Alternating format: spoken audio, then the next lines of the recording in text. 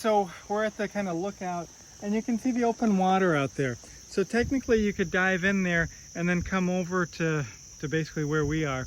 And you can also... But don't do it. Yeah, but don't do it because it's super dangerous. You also see that you've got all the shrubs and everything kind of moving in. I didn't point out, it's hard to see with the camera, but there's a house over there with a manicured lawn. So they're obviously adding inputs into this, which is a bad thing. And so we shouldn't have typha. Typha is not a bog plant, if you will. But presumably because there's increased nutrients, the bog is kind of degrading. But it's still pretty nice out in the middle. So you can see the kind of the open bog. So it's still pretty nice, and you can clearly see where the lake is from here.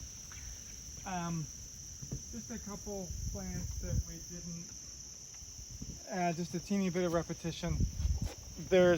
Here is the poison sumac, Toxicodendron vernix, and it'll actually have really pretty red leaves. Usually they are when we're here. So if you come a little bit after me, they're red, and then they fall off pretty quick. So you got to be careful. Don't grab any stems. And again, it's got alternate leaves that are oddly pinnate. Oftentimes you see the little berries. This one doesn't have berries. Okay, so that's a good one to know, so that you don't touch it. Super common in all the bogs in Michigan. I was originally going to do bog research, and then every bog that I went to had so much poison sumac that I said, Salix, long skinny leaves, serrate. Remember salix, cotton, buttonbush, and dogwoods, which there's usually a dogwood here, are your three most common shrubs in wetlands in lower Michigan. And then there's just two other quick things. Oh, so here's a good dogwood. So this is a nice one. It's really big leaves.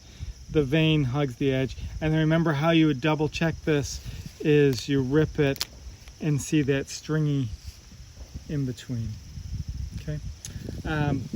So there's a bunch of different species of dogwood in Michigan, Cornus. So it's a good one to key out. Then we've got our nice royal fern. Here's the old spores at the tip, and then they're doubly oddly pinnate leaves, so they're these huge.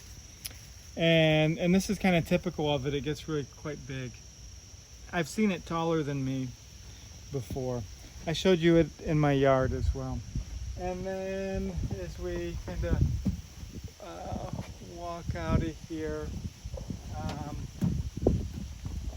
there's some kind of in-between red and silver maple because they hybridize, but it's got the serration, so I would call it red, but it's kind of deeply lobed, so it's kind of an in-between because again they hybridize.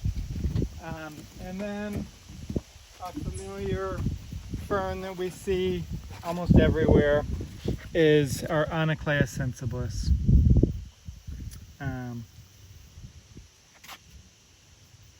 And that's it.